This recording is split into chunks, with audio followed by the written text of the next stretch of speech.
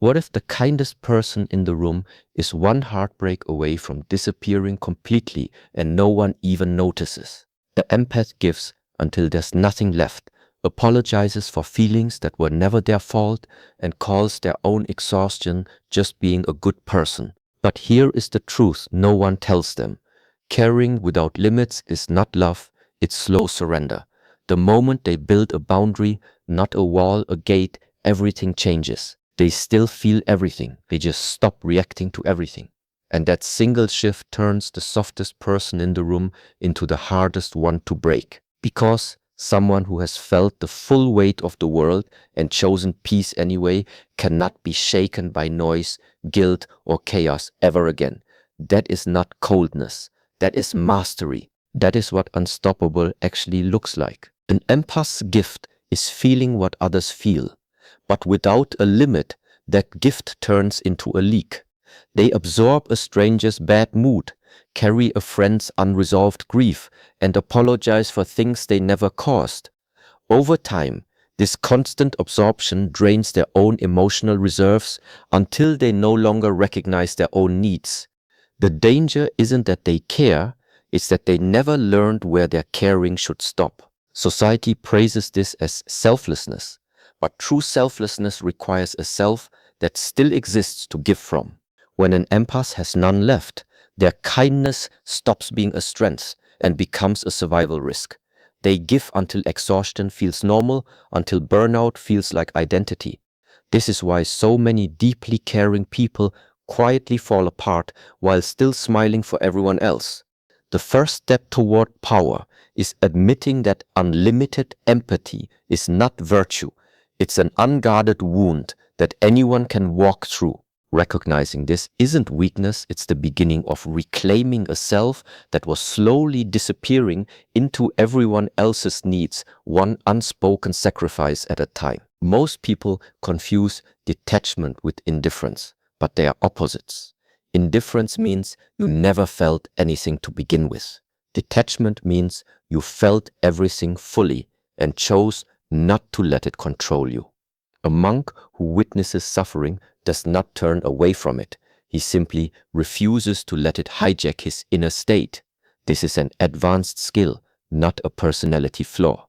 The empath who practices detachment still notices pain, still shows compassion, still shows up, but they no longer let every emotional wave dictate their decisions or drain their energy. Detachment is choosing the response instead of being ambushed by the reaction. It is watching the storm from a place of stillness rather than standing inside it and getting soaked. People often mistake this calm for coldness because they're used to empaths reacting instantly, fixing everything, absorbing everyone's chaos as their own. But true mastery looks calm from the outside precisely because there is enormous control happening on the inside. Detachment doesn't mean loving less. It means finally loving without losing yourself in the process. There's a dangerous myth that strength means feeling nothing. The unshakable, stone-faced fighter, untouched by pain. But real strength was never about numbness. It's about depth without domination. A truly strong person feels grief, anger, disappointment, even heartbreak in their fullest form, but they do not let those feelings write their next move. This is the difference between an amateur and a master. The amateur is thrown off balance by every emotional gust. The master lets the gust pass through without falling. An empath who reaches this level becomes almost impossible to manipulate because manipulation depends on triggering an automatic emotional reaction, guilt, fear, anger, and using it to control behavior. But when someone can feel the trigger and still choose stillness, the manipulation has nothing to grab onto. This isn't suppression. Suppression is feeling nothing on the surface while chaos boils underneath. This is integration, feeling completely, processing fully, and still remaining the one steering the ship. That combination, deep feeling with zero reactivity, is exactly what makes a person unstoppable in the eyes of anyone who once relied on their emotional predictability. Many empaths avoid boundaries because they fear Boundaries mean shutting people out completely, turning warm and open into cold and closed. But a boundary is not a wall with no entry, it's a gate with a decision maker standing at it. A wall keeps everyone out equally. A gate lets the right people in at the right time, in the right amount. When an empath finally builds this gate, they aren't rejecting connection, they're finally directing it. They can still be deeply caring, still show up for people they love, still offer comfort, but now on their own terms, not out of obligation or fear of disappointing someone. This shift is often met with resistance from people who benefited from the empath having no gate at all, the ones who took freely because access was unlimited. Their discomfort is not proof that the boundary is wrong, it's proof that the boundary is working. A gate protects the empath's peace without eliminating their compassion, allowing them to give from abundance and choice rather than depletion and guilt. There is a common misunderstanding that spiritual mastery means suppressing emotion, becoming a blank, unfeeling presence. In reality, mastery lies in separating the feeling from the automatic response that usually follows it. A monk can feel the sting of disrespect fully in that exact moment and still choose silence, stillness, or a calm response instead of an explosive one. This is not about hiding emotion. It's about no longer being a puppet to it. Most empaths were trained since childhood to respond instantly to every emotional signal, fixing, defending, over-explaining, apologizing, because stillness felt like abandonment of the people around them. But reacting to everything is not sensitivity, it's a nervous system stuck on high alert. When an empath learns to pause between the feeling and the response, they gain something priceless: choice. They can still be moved to tears by someone's pain and still decide deliberately how much of their energy that pain gets to consume. This pause is where all real power lives, not in the absence of feeling, but in the space between feeling and reacting. The world often equates power with volume, the loudest opinion, the fastest comeback, the person who dominates every argument. But this kind of power is fragile because it depends entirely on external validation and constant conflict to prove itself. Real, lasting power is quieter and far more dangerous to underestimate. It's the unshakable peace of someone who has already survived their own emotional collapse and rebuilt themselves with boundaries, stillness, and self-respect. This person cannot be provoked easily because provocation only works on those who fear stillness or silence. They cannot be guilt-tripped into overgiving because they've already learned what overgiving costs. Their calm isn't naive optimism. It's earned through hardship, exhaustion, and the deliberate decision to never again abandon themselves for someone else's comfort. Before power, before mastery, before becoming unstoppable, there must be this brutal honesty. The caring that has no edge is not virtue. It is vulnerability, wearing a kind face. What if I told you that stopping to care is not the death of empathy? It is its... What if the softest people in the room have simply never discovered how dangerous they become the day they stop apologizing for existing? What if your boundaries were never meant to keep people out, but to finally let you in? What if the softest people in the room have simply never discovered how dangerous they become the day they stop apologizing for existing?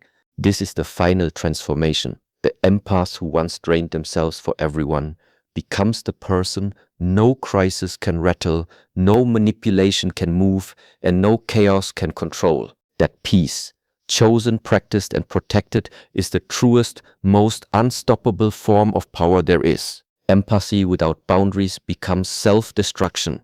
The empath bleeds for everyone until nothing is left for themselves. Detachment is not coldness, it is mastery. Letting go of others' chaos is not cruelty, it is control. The strongest warriors feel everything but are ruled by nothing.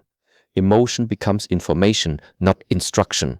Boundaries are gates, not walls. You decide who enters your peace, not the world. The monk doesn't stop feeling, he stops reacting. Stillness replaces the compulsive need to fix, save, and absorb. True power is peace that nothing can shake. Unstoppable is not built from anger, but from an unbreakable inner stillness. What if the very thing that makes you kind is the same thing that is quietly destroying you? The empath walks into a room and feels everyone's pain before they feel their own hunger, their own exhaustion, their own silent scream for rest. They give their energy to a friend who never says thank you. They carry the weight of a stranger's bad mood. They apologize for things that were never their fault. And the world calls this a good heart. But a heart that gives without limit is not generous, it is bleeding. Every unguarded feeling is a door left open, and through that door walks everyone who has ever wanted to take without asking. This is not compassion, this is slow disappearance. The empath does not lose their kindness the day they collapse from exhaustion. They lose it the day they stop noticing they are exhausted at all, because feeling everyone else's pain became so normal that their own pain stopped registering. What if the calmest person in the storm is not the one who feels the least, but the one who has stopped reacting to everything they feel? Picture two warriors. One fights with rage, wild, loud, exhausting himself with every swing. The other fights with silence, controlled breaths, still eyes, a blade that moves only when it must. The first warrior is the empath who has not yet learned detachment, reactive, drained, defending everyone's feelings but their own. The second warrior is the empath who has crossed over, still feeling the weight of every strike, but no longer owned by it.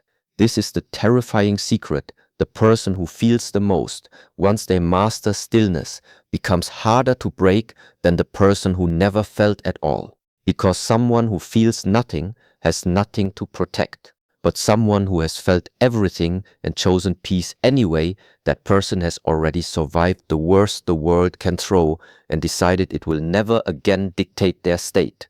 Their calm is not naivety. Their calm is a battle scar turned into armor. There is a monastery courtyard where a young disciple once wept for a wounded bird for 3 days, refusing food, refusing sleep, until his own body grew weak enough to fall.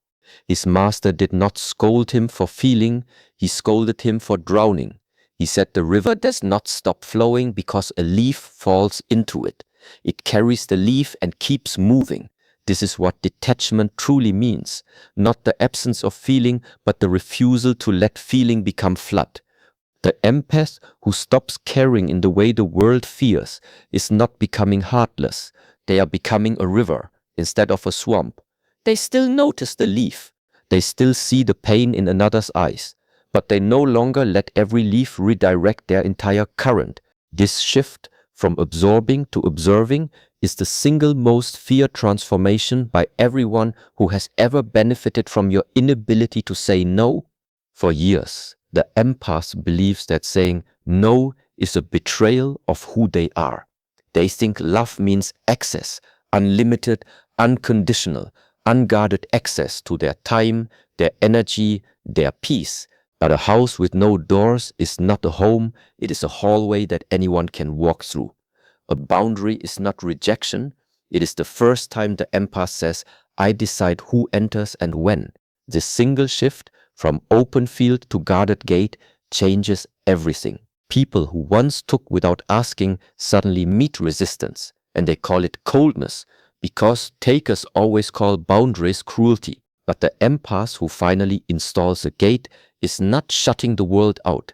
They are, for the first time, protecting the one person they forgot existed inside all that giving themselves. And on the other side of that gate, something surprising happens. The caring that remains becomes more powerful because it is chosen, not extracted. So understand this clearly. The empath who stops caring the way the world demands was never becoming cold. They were becoming free. They did not lose their heart.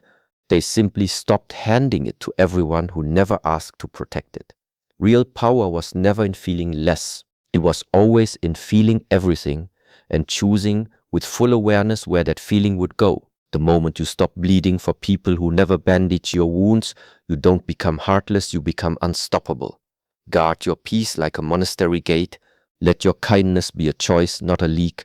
and let your stillness be the loudest thing about you? What if true, unstoppable power was never loud because it never needed to be? Look at what the world calls strong, the loudest voice, the fastest reaction, the person who fights every battle offered to them. And yet, watch what actually breaks people, not the storm, but the stillness that refuses to be shaken by it. The empath who has walked through exhaustion, through boundaryless giving, through the slow death of self-neglect, and has come out the other side choosing peace on purpose.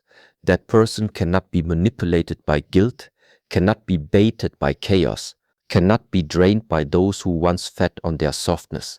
They still love, they still notice suffering, but they no longer sacrifice themselves as proof of it. This is the quiet, terrifying kind of unstoppable, not the warrior who conquers everyone else, but the one who has already conquered the compulsion to save everyone but themselves. There is a difference the world rarely teaches.